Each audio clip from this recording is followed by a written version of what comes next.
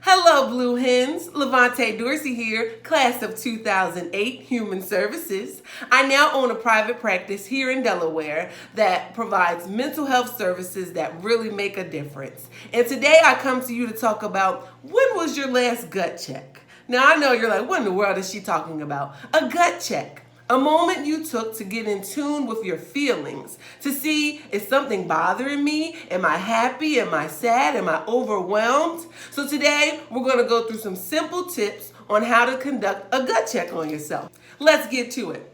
So when you want to conduct your gut check, you can do this at any time of the day. It's really a chance to tune in and ground yourself and recognize what you're feeling. If you notice throughout the day that you're kind of lashing out on people or taking out aggression and you realize they didn't do anything to me, maybe you're struggling with something internally. So we really want to take the time to look at and identify what those emotions are. So you might see that you're expressing anger, but typically there's more underneath of that. Are you bothered by something that happened with a friendship or in a relationship? Are you sad about something? What is it really that is bothering you? And we really want to try to pinpoint that. A gut check may also require doing an instant replay of your life, the last couple days. Do a complete rewind. If you have to write this down or maybe conduct a voice memo in your phone, that is fine. But we want to kind of circle back and look at the interactions we've had, maybe what we saw on social media or television,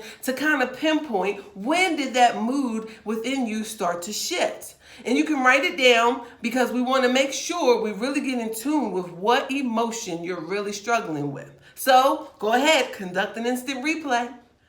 So boom, you have figured it out. You took the time to identify the emotion and you did an instant rewind to figure out what in the world was bothering you. So what do you do with it now? I always encourage people to get it out. You don't want to hold it in because that can cause a whole mess within here that we don't want to happen. So to get it out, what can you do? People love journaling. You can also talk to maybe a therapist or a trusted friend that will give you good feedback that you can feel heard by and that will give you a chance just to say what it is you need to say. Get it out.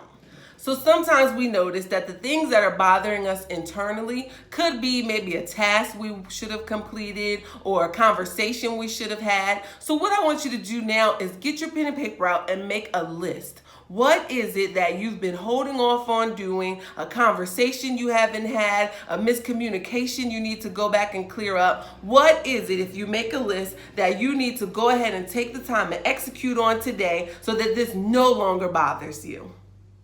Look at you, you are moving along. So now that you kind of began to work through those issues, let's get you back grounded. Let's get you in your Zen mood. Do something fun. Do you like working out? Do you like want to watch your favorite show or cuddle up on the couch and watch a great movie? Do you want to go visit some friends? Socially distanced and safe, of course. What is it that you would like to do to kind of boost your energy up, that you really have fun and get you energized and doing? Go ahead and do that.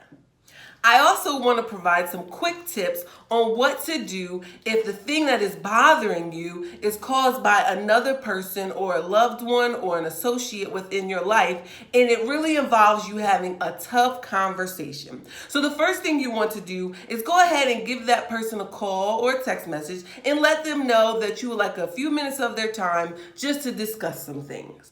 And when you have this conversation, you want to make sure that you remain calm at all times. This isn't about arguing or getting angry or getting yourself all worked up inside. We best communicate when we're calm, when we can be heard, when we don't offend the other person with what we're saying. And a good way to not offend the person is to, of course, use I statements. I feel statements. We don't want to say, well, you made me feel or you did this, because this will automatically put the person on the defense. After you're able to clearly convey what it is you want to say to the person, and they give you some feedback as well, because you want to be open to that, please make sure that you repeat back what they say. Active listening. This is where you want to confirm that you heard them correctly so that you both have an understanding. And then lastly, You want to tell what is your need. How would you like to move forward? How can you guys meet in the middle and have excellent communication? So after you've done all of these steps, you should be feeling a little better inside. You shouldn't have that feeling of something bothering you or angering you, because you were able to do a gut check and really check in with yourself, which is so crucial to figure out what was bothering you. Oh wait, I forgot my bonus tip. Now that you're feeling so amazing, go ahead and make a gratitude list. Tell the world, write it on a piece of paper, post it on social media, or just say it out loud. All the things that you are grateful for today and happy about. Go ahead and share these tips with someone you love so we can have a lot of people in this world with joy and happiness. Again, LaVante Dorsey, Delaware's therapist. Follow me on social media, YouTube, Instagram, and Facebook under LaVante Dorsey. I'd love to see you. Bye!